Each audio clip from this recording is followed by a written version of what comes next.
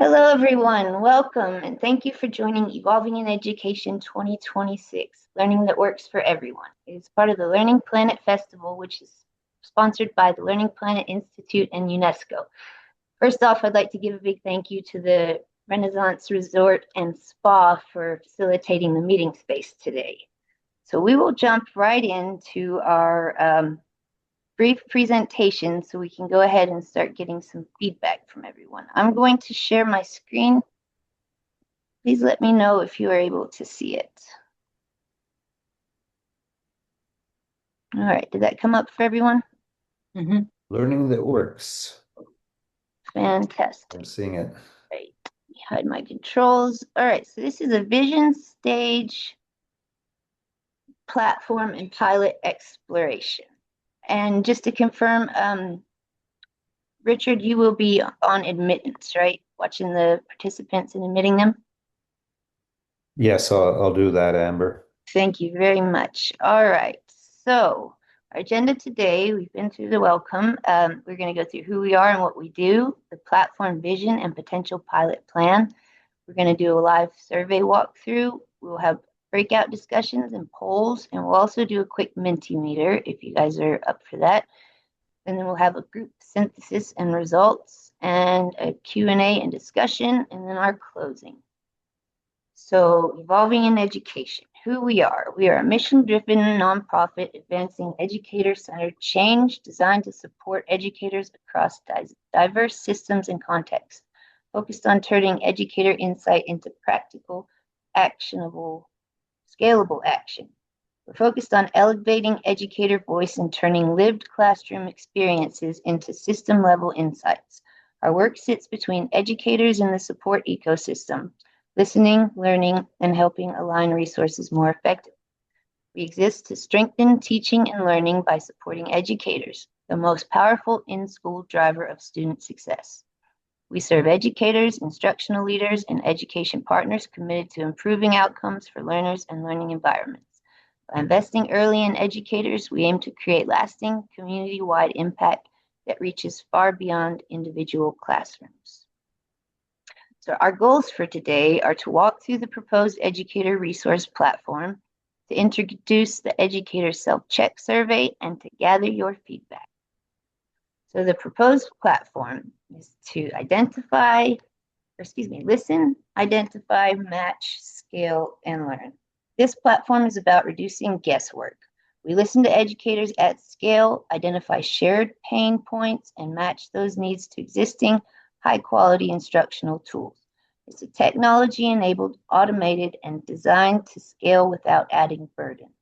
At its core, it uses a structured coding and matrix approach so real educator needs translate into relevant, actionable support.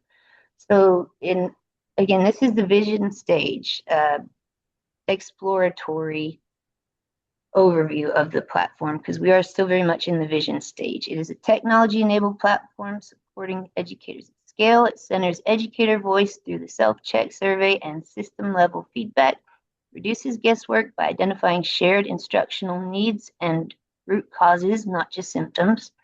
It uses a scalable, automated approach to match needs with high-quality supports and leverages a structured matrix to align coded needs with available resources. It continuously learns and improves through ongoing and iterative feedback. So how we ensure relevance. We capture grade level, subject, and instructional focus in the educator self-check survey. Platform code matches the survey responses on educator needs with available technology based on tools. And AI has made this very simple. This would still take a lot of coding on the back end to match the needs, to code the needs, and to code the resources and to figure out the overlaps, get all that set up. But that's what we're still planning on, still in the vision stage. Again, as I said, with available technology based on tools, it aligns support to the specific context of instruction, and it refines matches through ongoing educator feedback.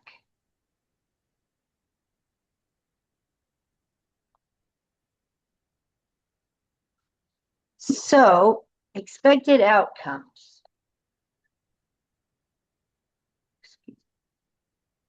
Slide here. So the immediate outcome isn't a product recommendation, it's clarity.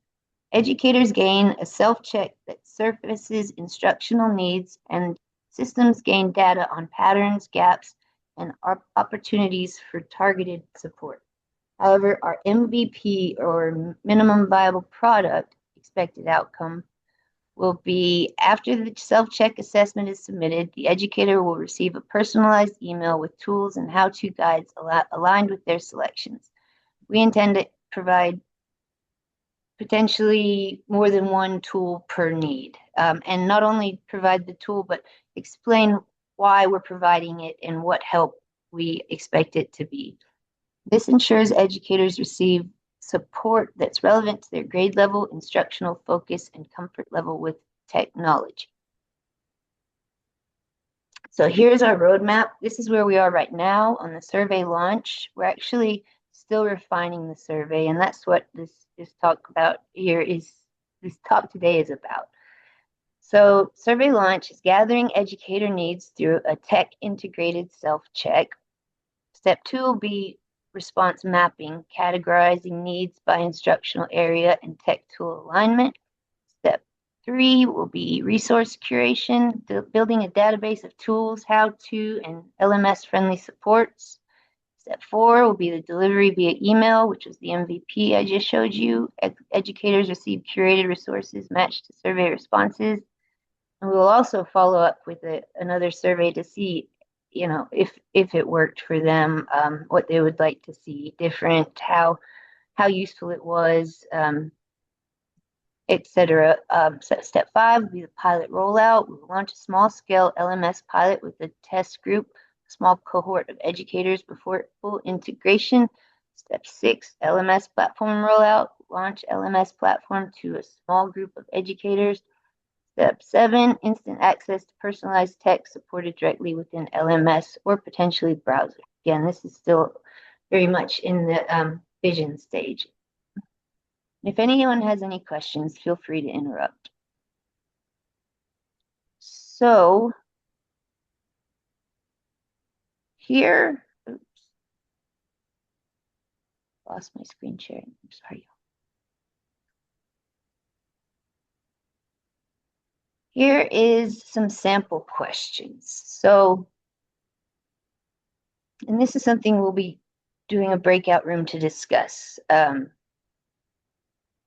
We want your honest input. Do the educator self-check survey categories actually reflect real pain points? Are they clear, or are we missing something important? This is about pressure testing before we pilot. So we'll do a little walkthrough of the survey. See here we have, in which areas would you like additional technology resources or support? They can check all that apply: assessment and feedback, e.g. formative tools, digital rubrics, blended and or flipped learning, video lessons, LMS integration, accessibility and inclusive practices, i.e. tools for ELLs, IEP, or 504 support, classroom management, e.g. behavior tracking apps, digital routines, collaboration and communication. We have differentiated instruction, digital literacy and citizenship, lesson planning and instructional design, e.g. tech-aligned lesson templates. We have STEM and STEAM integration and student engagement. We've also added burnout, and we'll be adding social emotional learning as well. One thing that we're looking at is I believe these are too broad. Let's say they choose, and this isn't listed on this screen, but burnout. There's a lot of factors that can lead to burnout. So I think it's important that we not only address the symptom, but the root cause. So that's another thing we'll be working on. I'm going to give you a quick walkthrough of the survey itself. Is everyone able to see this? Yes. Okay, thank you. So we'll have the name, the email, what grade level are you currently teaching? How confident are you in integrating technology into your classroom? And we have dedicated ourselves to asking the educators themselves and the counselors and special educators what would what they would like to see on this survey, what would make it more useful to them. And one of my friends who is a special ed teacher, she believes that we should add this. How important do you believe it is for students to develop strong keyboarding skills starting in early grades? Because what she sees is that pretty much all of the testing is done on a computer, and these children are not taught to type first. She sees that as a big drawback. We also have which approach do you, sorry, go ahead. They need to be learning to use their hands and write first. I agree. Dexterity, yes. 100%. Yes. Because they have to educator. have that ability to use their eyes, their fingers, and their mind all together. Otherwise, Yes. that lacks and avoidance of getting their next skill. Kind of like the ability to, slide your body, crawl, walk, that sort of thing. So maybe, later would be better. Thank you for that, Julie. I understand that the educational standards are often developmentally inappropriate, and that is definitely something that should be addressed. Evolving education hopes to help address that. So then we ask, do they have any additional thoughts? Here we have the instructional needs. You see where I've added burnout. I think, there should be a drop down. If you choose burnout, you should have the option to choose emotional exhaustion, feeling ineffective or unsupportive, workload, overwhelm, etc., or even the option to type in an answer. Now, this will have to be scaled back for the MVP because we don't actually have the resources at this time. I'm sure that they are available and that we could incorporate this, but at this moment, we're not able to provide this many resources. So that will probably be scaled down unless we figure out how to scale it at this time. Additionally, we have any specific instructional challenges. Here we have, how would you prefer? All right, no worries, Michael. Thank you for sharing. I lost my thing. All right, are you guys able to see the survey?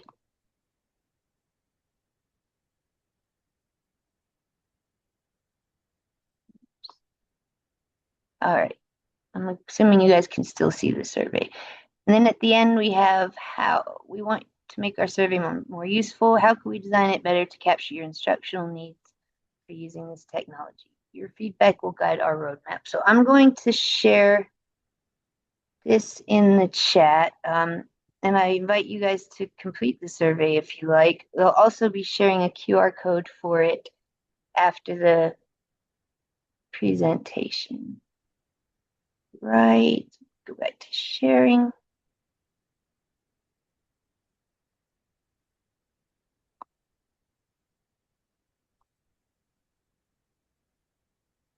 Okay.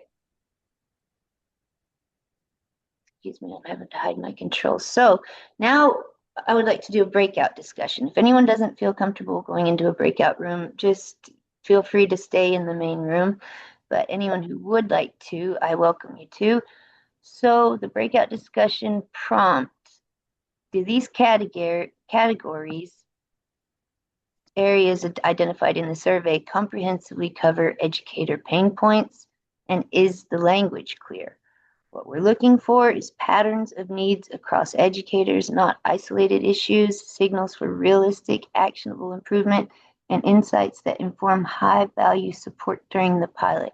So what I'll do is I will create some breakout rooms. I'd like to have 2 people per room. We'll do a 4-minute discussion and then 2-minute sharing.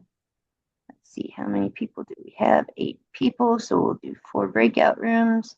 And again, feel free to hang back if you're not comfortable joining a breakout room. 4.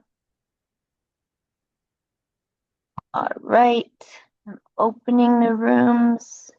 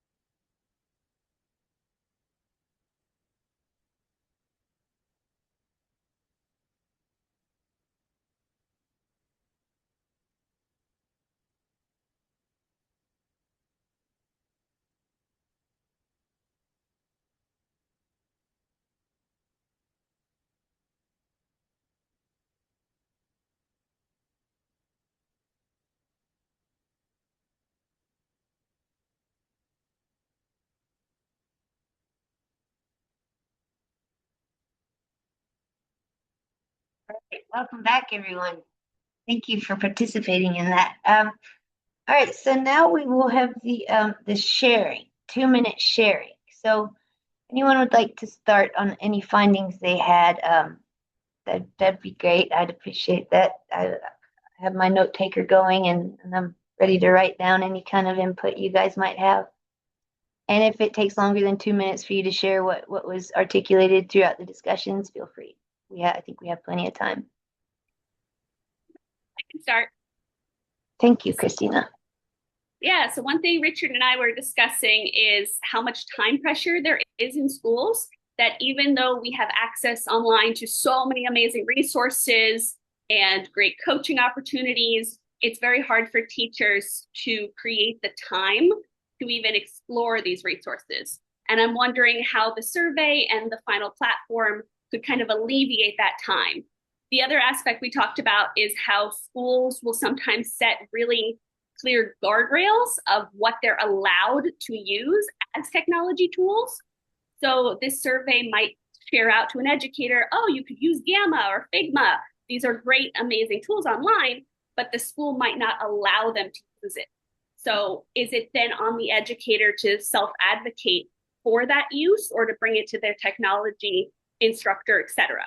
And therefore, I was thinking that maybe instead of having grade levels, it would be better to have like, who is the technology instructor at the school, be the person who this survey directly goes to, because they have more influence in bringing the tools to the classrooms. Thank you. That is very informative. And now, do you believe the technology instructor at the school would have the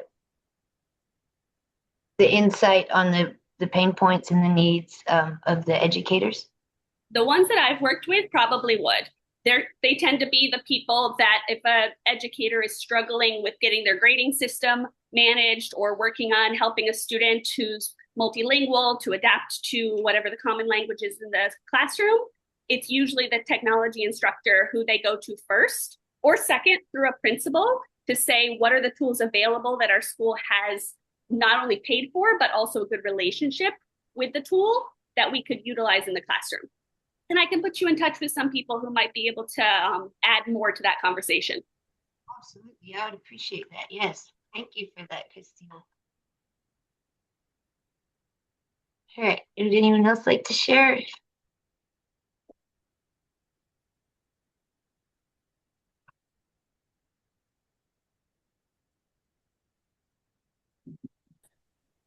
Christina gave a good account of what we had discussed. I'm wondering if I'm curious about what the other group may have been discussing. It may have been totally different, and whatever it was, just fine to share whatever it might have been if somebody's prepared to speak to it. Yes, we'll give a moment to see if anyone would like to share their findings. I'm looking to see if I have anything in my notes that addresses what you said about it's time can, have educators are so limited on time already and how it would just add to it. But we very much, we don't want to add to their workload. We want to help lighten it in every way possible. I've come around over time to the idea that highest priority is to focus on the well-being of teachers and students. That the more we keep the focus on curriculum and skill development, the less we are getting to the real problem, which is well, the human rights aspect of it. Jana Clements, I'm going to be quoting her a lot because I think she's helping with language. And one thing that she says is that well-being and human rights are just different ways of talking about the same thing. That it goes to looking after the individual, and so we really need to turn our attention to the individual teacher, individual student, and start reshaping the system that they can start conveying. Christina mentioned about communication as being so important, and so allowing for teachers and students to communicate what their needs are in any given moment. So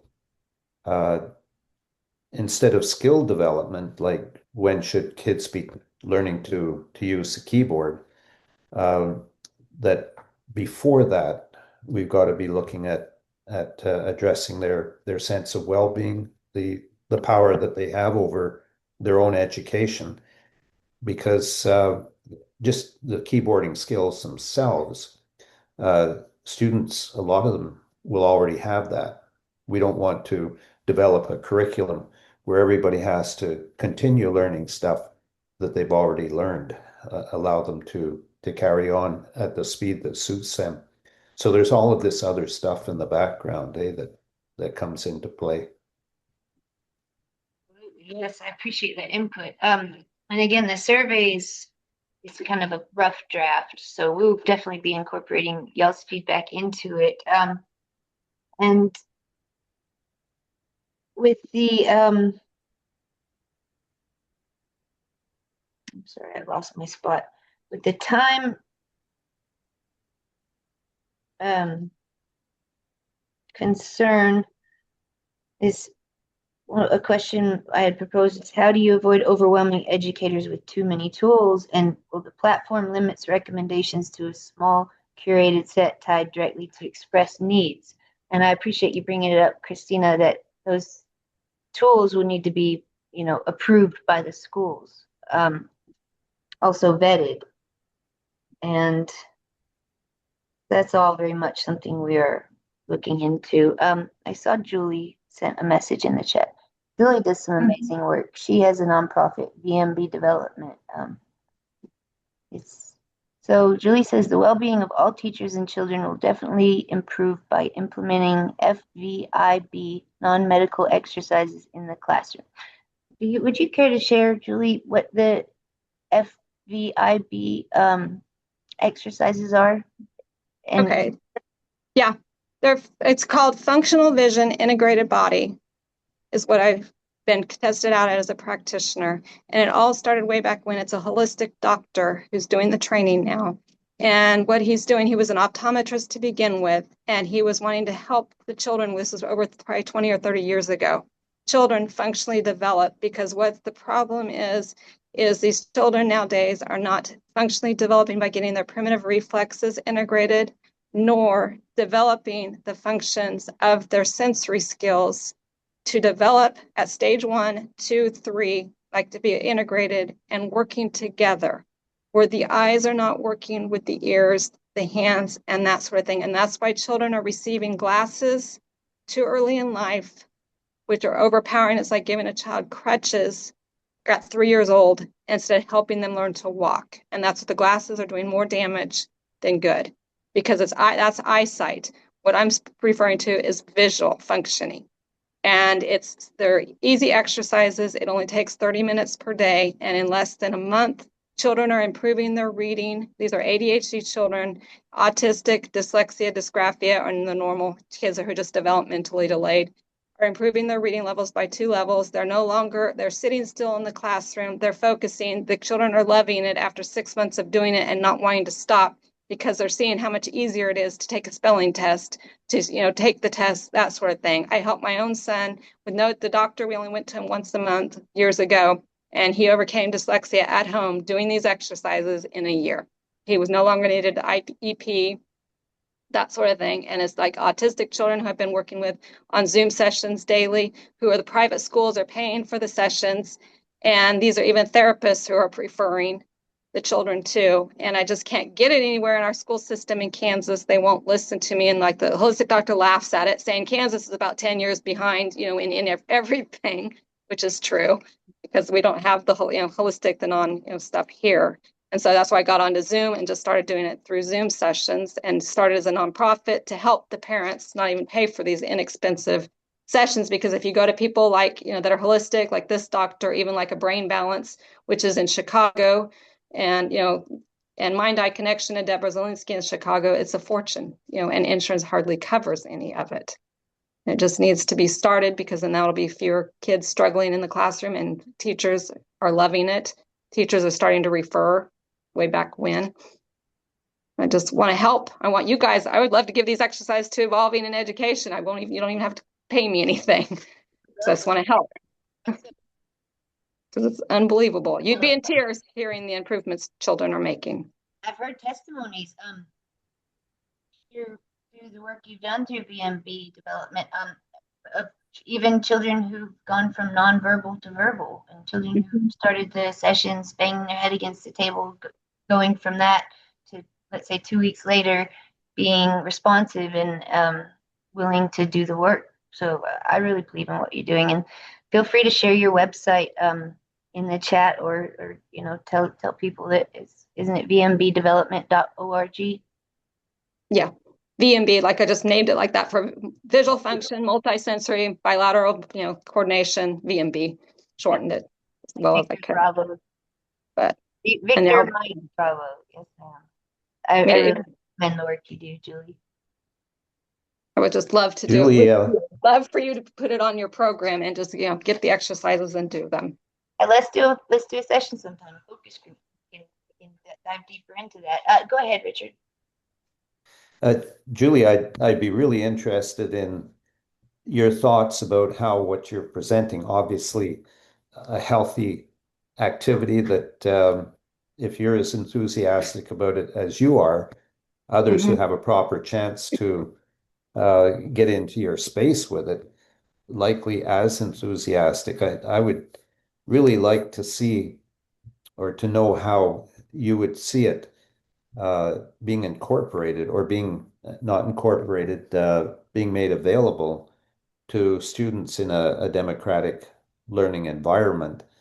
And I think to really get an answer on that, putting it into context with what Jana's going to be saying at her event on January 21st, I put the link to it in chat. And I work at change within the secondary school level, based on a program that I once had a chance to run there. And I'm able to put it into the context of what Jana's saying, which empowers me to better make the case for it.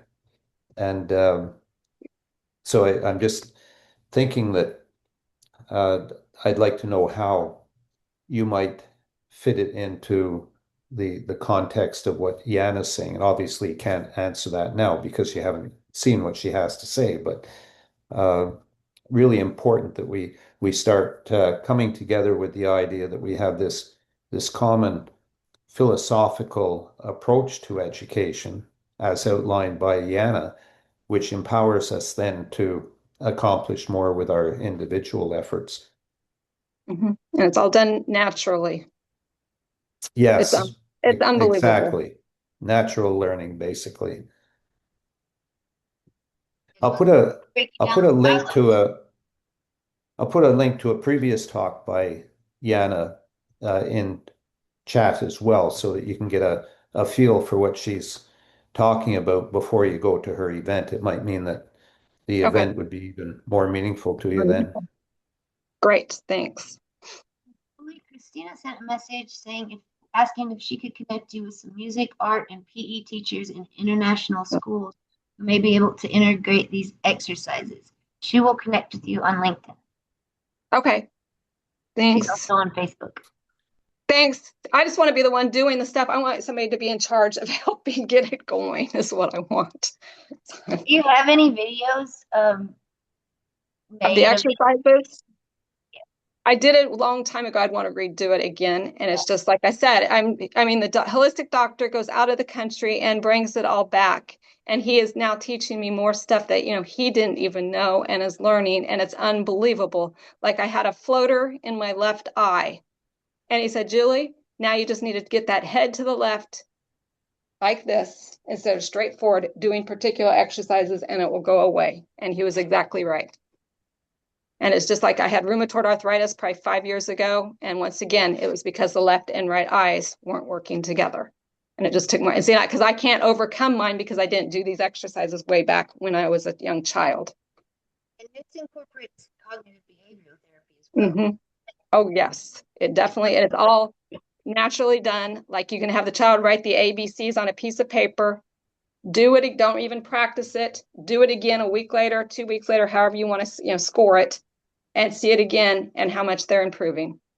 Without even their writing, their handwriting, their thinking, everything improves from these exercises that seem ridiculous to people, like yoga poses, stuff like that, but it's more complex of what this doctor has doing than what brain balance is doing. And I love brain balance. I'm not putting them down, but I feel bad because, even myself wouldn't be able to afford to take my child there. It was, thank goodness I had parents with money. That's why I could do it myself and my son, thanks to my parents who had the money to do it. Need to make it enriching education and help available to children, to all people, regardless of geographic location or socioeconomic status. It's just ridiculous that we're limited by where we live and the amount of money is in our bank account. And it, like I said, it's sad because a child was diagnosed with estropia, which is one eye going one direction, one eye staying still, if you've noticed that ever in a child, and they're giving them bifocal glasses. So they're just helping, kind of like drugs, medications. It's just trying to help us have it and deal with it better. And see that child, just by doing these exercises, they can overcome naturally estropia, exotropia. Yeah, let's get that on the books. We can do It's not the teachers, it's not you teachers, it's not you parents' fault for the child behaving or not getting stuff learned. It's the way we're living, even what we're eating, the processed foods. And just because we're not living like our grandparents did, where we're constantly playing and doing activities instead of looking at screens or, kind of like the TV too. That makes me think of blue zones. Have you heard of blue zones? Uh-uh. Blue zones are the area of the highest concentration of centurions, or people who live 2 or past 100. They find that blue zones, they eat well, they much community, they live in hilly areas, they exercise, they dance, and they're finding that these blue zones are disappearing because in new generations, they're starting to eat the junk. They're not, they're turning to the screens. They're not turning into their communities. They're not celebrating and, becoming more sedentary. But yes, I agree, Christina. The major aspect of blue zones is long-term relationships are very important. And nowadays, with this virtual world, like we're more connected than ever, but we're more isolated than ever. It's very sad, I think. But so anyway, if we start with you guys, we will finish this presentation. I think I've got just 1 or 2 more slides. This next one is the Mentimeter. So And then we can talk some more about that if you guys would like. And I would love to do a session with you, Julie, on the programs you do. So risks and guardrails. Nope, no platform is risk-free. So if you guys are up for it, using this Mentimeter, hide my controls again. All right, using this Mentimeter, you can scan the QR code and I'll share a link in the chat. Please share any concerns that you might have regarding the survey, the platform. For instance, free only providers versus paid, survey fatigue, bias in matching, etc. Because we would like to design guardrails early, not after launch. Also, feel free to share any guardrails you think might be helpful. Okay, so if you haven't scanned that QR code, I'm sharing the link in the chat now. Just gotta get the meeting here. I'm still learning Zoom. I've been doing it 3 years and still learning. All right, so there's the QR code for the Mentimeter. If you'd like to click on that, and it just asks one simple question. I believe I'm still sharing my screen. Okay, so we'll go to present. So now, if you guys are able to see the question, if you clicked on the Mentimeter and see the screen. Again, what risks or limitations should we watch for when piloting the survey and platform? I know we've already covered some stuff and had some suggestions to improve it, but I'm going to try to get to log on there and share one. Is this working for you guys?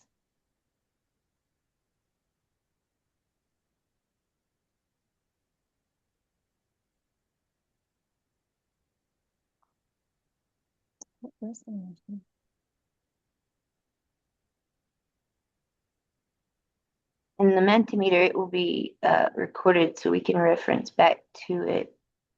I don't see, oh, I see one result. Okay.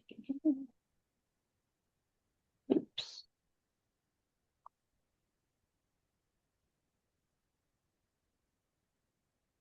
All right, well, this might not be working. So I'm going to escape from this. Feel free to add anything at some point. It says there's result, but I can't see it. We won't spend too long on this.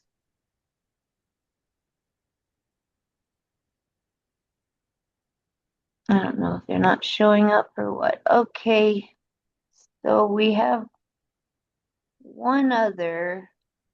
And this one will be more for once the survey is launched, but I've changed the wording somewhat where I think it would be helpful before we build this to have insight on it. And feel free to do this at a later time or whenever feels right, or not at all. It's up to you guys. I will share this in the chat.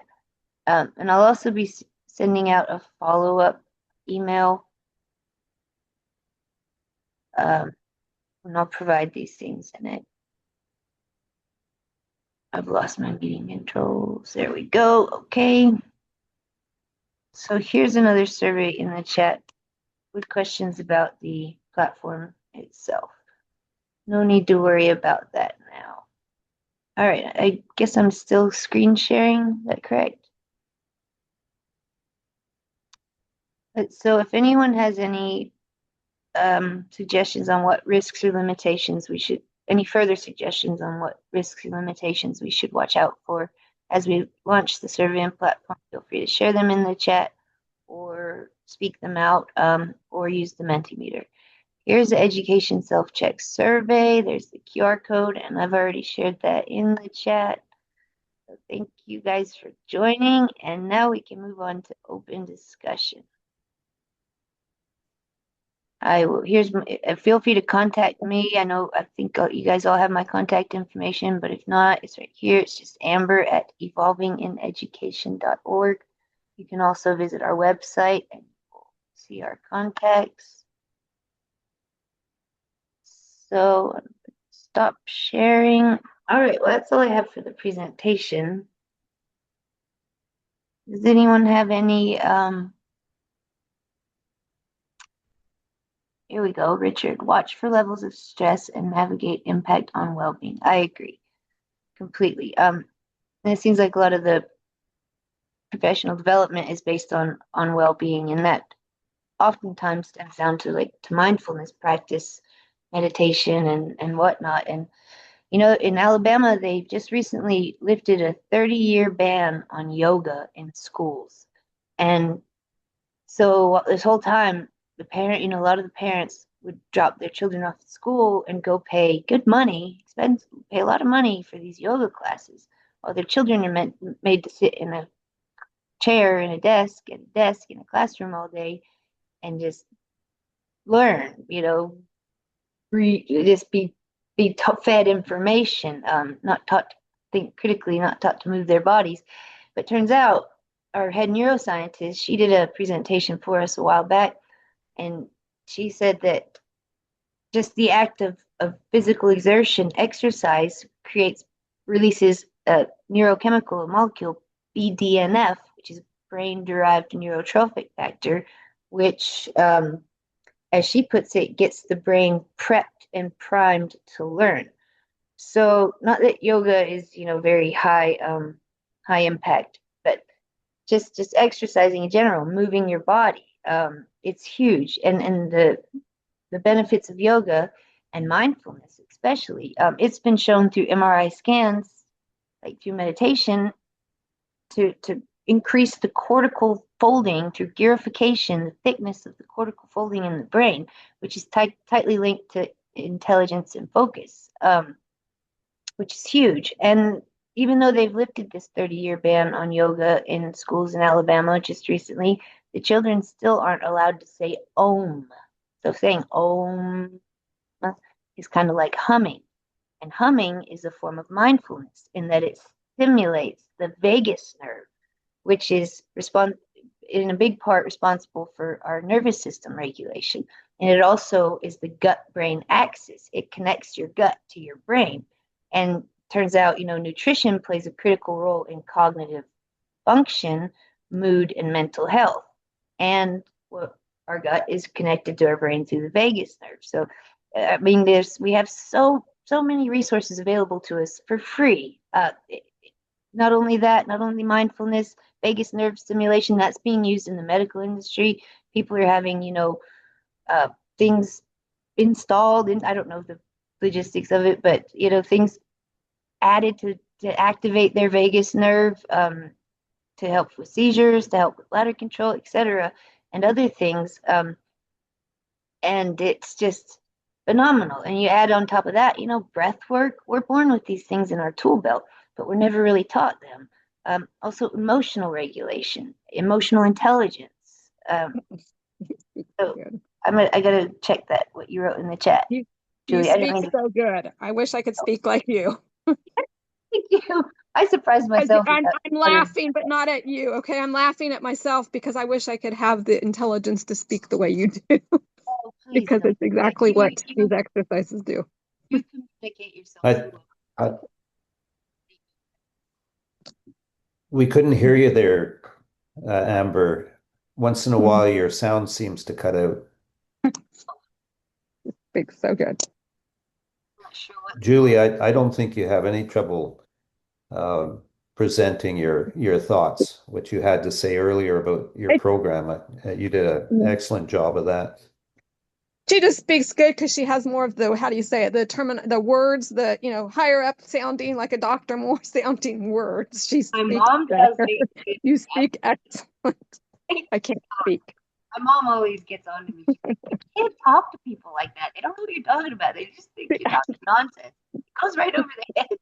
That's how I want to speak, to be able to get the people. Well, but it's not always great because you can't relate to people. A lot of people just don't understand what you're saying when you talk like that. And I don't mean to talk like that, but I've become fascinated with neuroscience, and so I've learned some about it. But I think you are very well spoken, Julie, and I really appreciate your kind words. I'm reading your message now. Stress and negative impact are overcome or greatly decreased during the exercises you are referring to. What you are speaking of, you're referring to me, is what the exercises you were referring to. I'm sorry, I'm saying this wrong. You say I'm well spoken, here I'm jumbling everything up. So we're talking about the same thing pretty much with and I know with the right and the left hemisphere of the brain and how crossing over, how we pretty much only use, what is it, the left hemisphere, which is not the creative side. So if we could just start activating that, I think that'll bring about great change. If I can comment on the value of exercise, I am totally in agreement with that we need to be active. I ended up getting into bicycle racing, like Tour de France, and for years in my teaching career, that helped me preserve my sanity. If I couldn't get out and have a really good uh, ride on the bike, and I'm talking maybe a couple of hours of training with people, that had for me the same kind of impact as people who are really good at meditation can just free themselves of all of the garbage that's happening around them. And so having an activity that allows you to mentally escape from the pressures and stresses on you is really helpful. But I've come to view it as somewhat of a band-aid. I used it to preserve some level of mental health. And that's what I see mindfulness programs and other types of programs being layered on top of other things in schools, that it's like a medication. Uh, we have this very stressful life that we live, and so we need sleeping pills, we need antidepressants, and we start dealing with uh, the fundamental issue in ways that only keep the lid on it. They don't actually allow people to establish a lifestyle that is healthy. And so, although I found that I could live a fairly healthy life through exercise, I knew that I was using it just to keep a lid on all the nonsense that's going on in one's life. There's real stress. Raising kids, of course, is stressful, and that's not something that you can necessarily escape some of the stresses of that's normal living. But the stresses that we are put under that are because of a culture that we've adopted that is not really a healthy culture. That's what we need to be addressing. And that's where I think Yana comes in with her talk about let's establish schools that cultivate peace and well-being as opposed to driving the economy. She makes a good case that our schools are the producers of this war mentality as opposed to a peace mentality. And we've got to get ourselves reoriented towards peace. So that's another plug for Yana's session. I think she's articulating as well as anybody can what we're up against right now. Let's start early and often, I feel, this next generation, if we can help them live better lives holistically, through better nutrition, through less stress, through mindfulness practice. And during the first 5 minutes after waking up, you're in alpha mindset, which is different than, the regular mindset you're in most of the day or even in deep sleep. And so if possible, I think it's good to teach children this, to take advantage of those first 5 minutes, to set intentions, even just clear your mind and relax your body, and not just wake up, grab your phone, go into the hustle and bustle of the day. Take those first 5 minutes and set your intentions. Clear your mind, relax your body and tell yourself, you got this. I like the Jose Silva method. Every day in every way, I'm getting better, better, and better. And to make that become true.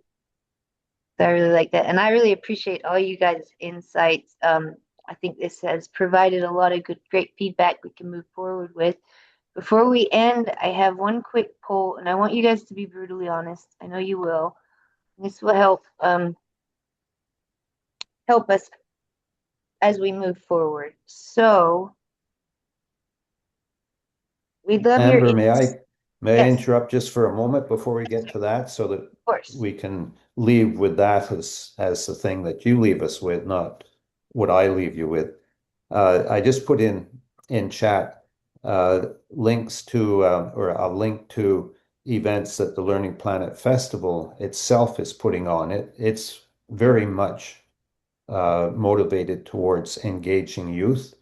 And this the first of the events that are listed here, there are three of them. The first of them is by the United Nations Youth Council with the support of the Learning Planet Institute people. And the title is Making Student Engagement the Norm.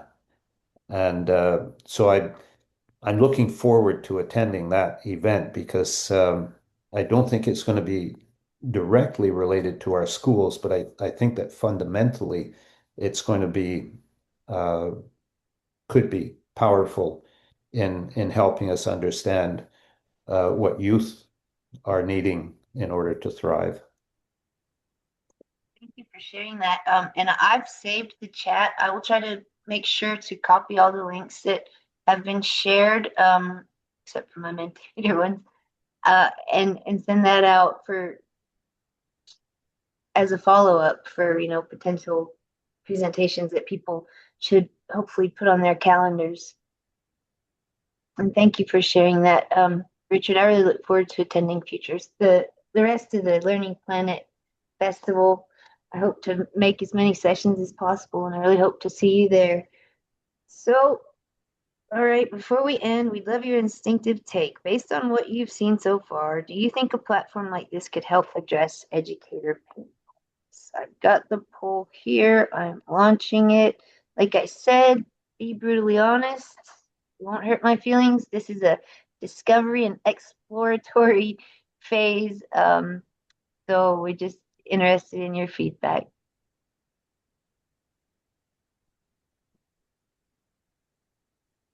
All right, very cool. I'll give 10 more seconds and then I will share the results.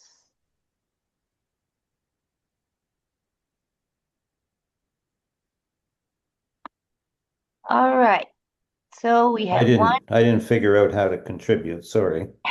No worries. You could, if you want, you could share what you would have picked, or you could just keep it to yourself. That's totally up to you. We have 1 out of 3 votes, yes, high potential, and 2 out of 3, some potential with limits. I'd be honored to hear the limits. I think I already have heard some. Feel free to share that with me personally, or you could go ahead and shout them out now or in the chat, or we can connect later.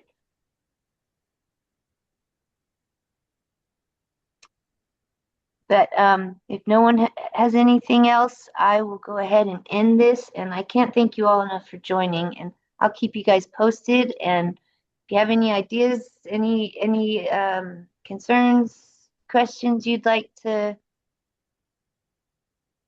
wow, that poll just popped back up. Did you guys see that? That's crazy. I just tried to close the screen by stop sharing. Oh yeah, your co-host. Okay. So I might be messing with you there No worries. accidentally.